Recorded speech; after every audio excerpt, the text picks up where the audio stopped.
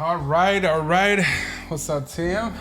What's going on, Dennis? How's everything going? I'm doing good, man. I'm really happy that we're back on our 5th episode of Steel Sharpens Steel. That's it. What's up, baby?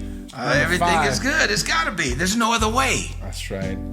Tim, we were talking how both men and women can be emasculated, and we're focused on the area of the male because we're males, and our experience has been through that, through the fact that we're males. Mm-hmm. And something that came up is that people a lot of times will stay in relationships or do things around the world because of fear. It's not that they're, even when they're like being violent or they're being scary or they're bullying, a lot of times it's from a sentiment of fear. Correct. So I think today we should focus a little bit around that word, fear, and what that means for people, men and women, and how they navigate the world. Yeah. What do you think? What do you think in regards to how people, for example, in relationships, how does fear illustrate a person's, or how does fear dictate a person's relationship? Well, fear in a relationship is not willing to be exposed, or not willing to be exposed, or look into what you know is true, what you think is true, and possibly what is true. So you're saying that fear can confuse us of the truth? Absolutely. Or it stops us from understanding what really is the situation.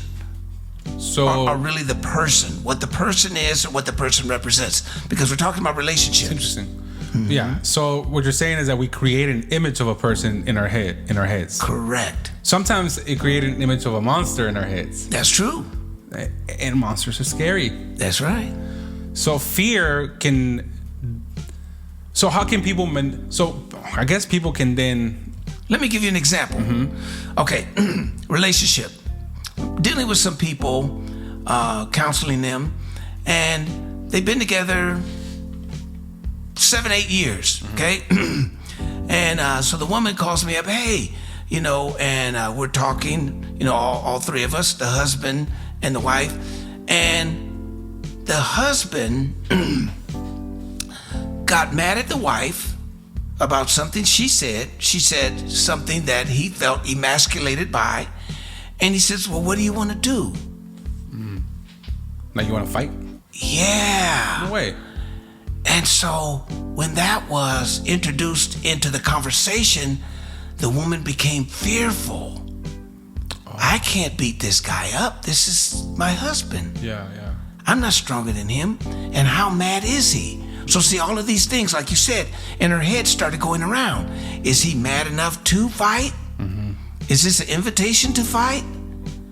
And where's all of this coming from? And there's probably been some evidence of stuff that she's seen, because we kind of like, maybe she's like diagnosing the situation and can see like, oh, he looks mad and he's throwing things, or his behavior, that his scary behavior. Right. So then she also puts that into the equation, right? Exactly. So then fear just comes bigger than she is, right? Or bigger than the marriage vows, right? Or bigger than what she knows of him up to that point. That's true. It's interesting because a lot of people get into. I think the majority of the people who get into relationships don't know their other person. It's very rare, I think, that people actually know who their mate is. And one of the reasons why I say that is because a lot of times we present the better version of ourselves, of course, to the significant other, so that we can end up together, right? Yeah. But once you live with that person, then all of a sudden let your guard down. Yeah, you become the real person of the behind the closed doors person, right? Right. So a lot of people find out who the other person is when those doors close behind. Well, some of the things I've suggested to couples is to put them on a probation, just like you would a job. You need to ask questions, and you need to put this person. You don't have to use the word probation. No, what are you talking about probation? When do you put someone in probation? Well, I'm just like, okay, you want to know what this person's done. Okay, maybe you fall in love with some woman that's just got out of prison. Okay, and you go like, oh, okay, and she did some whatever. and but you really like her, and you guys hit it off, but you're kind of hesitant now because you hear about prison. Ooh, wow, that's not a good thing. It's I don't know if scary. I can bring you home and introduce you to my mom and dad, my family. Yeah. And so the thing of it is, you can put this person based on the information you find from them. It's just like an interview. You interview this person, you ask questions, you set boundaries, okay? And then from there, you look at this person's behavior, you pay attention to their belief system and how they feel. My God, there's a process to that. Nobody goes into a relationship like that, Tim. Like most people don't even think about having those kinds of almost filters. Sure. And red flags start popping up all over the place, and they even ignore those. Right. It's almost like this hopeful, romantic type of approach. Like, no, this has to be the person that saves me. Exactly. A lot of times it's like, this has to be the person that saves me. Yes. Or this has to be the person that I can use. Will make me complete. Right. Will complete me. And when you say complete, the definition of complete is very vague, because what does that mean? What does complete mean? Right. Because, for example, I'll give you an example. When I got into a relationship with my current wife, right? My current wife, like I'm gonna have. But Nati is a beautiful woman who's giving me a lot of love, and we have a really cool relationship. But I had these expectations of her, right? Like I saw Nati as like, she's gonna come take care of my daughter. She's gonna come and take care. She's gonna come, man. She's gonna fight for me.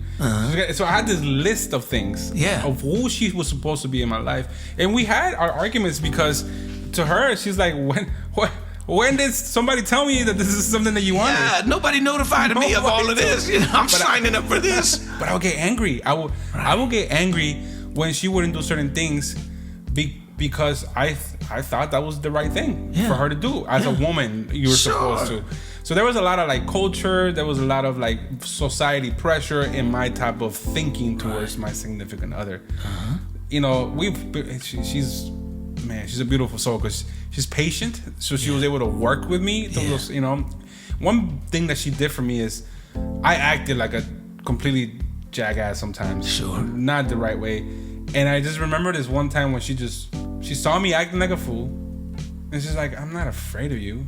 She's pretty much like, and I remember that made me, it almost like, it was like putting water on a fire. Right. Because it was like, no, I'm not going to allow for you to do this, whatever you're doing. You're better than that. Yeah, you're better than that, yeah. And it goes back to, again, communication. Yeah. She could have easily fought me. Sure. She could have easily, why are you acting like this? You're just being disrespectful, X, Y, Z, right? Yeah. But she said, she allowed me to be wrong because I went through my behavior. Yeah. And when the behavior was done, it's like a child pouting and throwing a fit. Sure. When I was done with that, it was like, no, we're not gonna do that. Right. Because I love you and because this is not good for the relationship, or many different reasons. But communication was really important for me, and that she didn't fight me.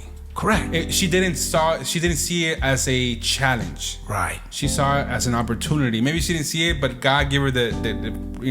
Well, she was mature enough. And loved you enough. So all of that go together. Right. I think that's exactly what it was. Yeah. To say, hey, you know what? I know that you're better than this, even if you're not acting like that right now. And she knew it. And that's another thing.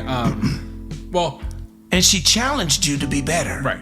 That's really what it was. But challenged me without challenging me. Does that make sense? Correct. She didn't challenge me to a fight. Correct. She challenged me to look within. Yes. Yes. And that's hard for people. When people are in conflict, it's hard for people to remind them to go inside of them versus like, let me let you feel the rage that I'm feeling, right? Exactly. So communication and fear, we're in this topic of fear.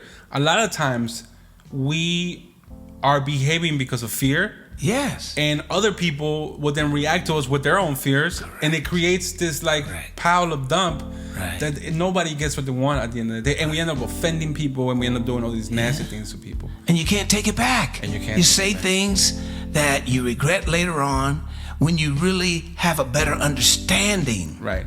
Whether it's going to anger management classes, domestic violence classes, or sitting before the judge or in jail. Yeah. Once you get that clarity and you go, you know what? This was not really worth it. Right, right. So fear, I think we should dwell on that. What's the word? Dwell. No, yeah. I think we should develop that a little further. Fear. I think so. Because I feel that there's more to it. There's fear, for example, how mothers treat their sons. Mothers can emasculate a son. Yes. And there's fear in the middle of all that. Obviously, there's fear between relationships. There's fear between relationships of brothers to sisters and sisters to brothers and brothers to brothers. The word fear, and I feel like fear is just like a tool, like a hammer that the devil uses to be able to control people. That's because it. It's strong. Oh my goodness! You know what? When you speak about that, I remember I had an opportunity to buy a house when I was 25 years old. And I saved up the money, and the down payment for, well, I'm not going to date myself, but I had enough money for the down payment. And I went and I met the realtor, and this house was so big, Dennis, you could stand in one room in the living room and throw a football into the dining room without tearing up anything. Yeah. And so what happened was, I was afraid. I looked at how large that house was, and I looked at how inadequate I felt about it. Do I deserve this? I went through all of these things while this lady's talking to me, and she could see it. And she said, please, young man, just invest in yourself. And everything she was saying was true, but the fear just was so great inside of me that I couldn't wait till she finished to say, ma'am, thank you so much for your time and coming down here and all that. I appreciate everything. You know what I went and did? I went and bought me some speakers and a turntable, and a receiver. Were you gonna be a DJ? No, I guess I needed some sad music to make me feel better. And the lady just gave me all kind of scenarios. You could work at McDonald's and make enough money to pay for this house. And she was willing to work with me. And fear stopped me right in my tracks. What you're saying is that fear can make you do things. Or not. Or not do things. Correct. I know for a fact, I went to become a citizen, I think it was like 7-8 years ago. And I had a record because I got arrested for fighting and being drunk in college. I was going around like fighting people. And it's funny, I'll tell the story later about that. It ties to fear, it ties to all these things. But I went to it, and obviously the US CIS officers are very, very stern, very strict. Yeah. I'm sitting in front of this lady, and she's interviewing me, and it comes, she's going page by page, and we get to the page of like my record, and I'm being honest about everything, right? Yeah.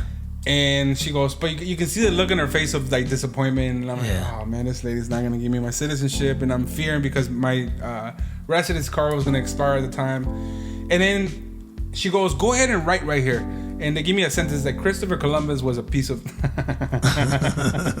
Christopher Columbus. I remember it was Christopher Columbus something. And Tim, I forgot how to write. I got literally legit forgot how to write. And when it kind of came back to me, I started writing in cursive. Now, I haven't written in cursive since I was like in 4th grade. Right. They taught me back in Guatemala how to write in cursive, but they don't do that in the U.S. They don't even do that anymore. My daughter actually got some cursive, but it was like one little piece of like they don't. It's not a thing. Yeah. So I started writing like I was in the 4th grade, like in cursive letters, and I was so afraid of not getting my citizenship. See, my citizenship was attached to like my mother coming to the U.S. Me being able to apply for other stuff, like me able to vote, all these cool citizenship benefits. Yeah, so called. But I forgot how to write. So I know for a fact that fear can literally make you or not, do something. That's it. It can paralyze you.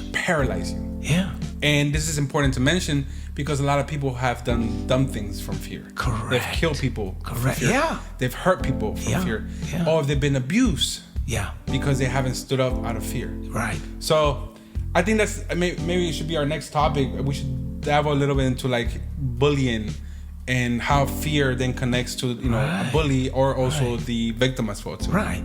Because you're absolutely 100% right. Because the thing of it is, fear manifests within us from somewhere outside of us. Because we're taught to fear. Right. And so we carry that fear even if we get out of that situation. We move out of the ghetto. We move out of the barrio. Yeah. And we move. But that fear's still within us. It's still there. And so until we address interpersonally that fear, then and no matter where we go, we're going to be afraid. We're going to be afraid of snakes, or afraid of flying in an airplane, afraid of something. Yeah, it's true. Yeah. All right, so let's come back then.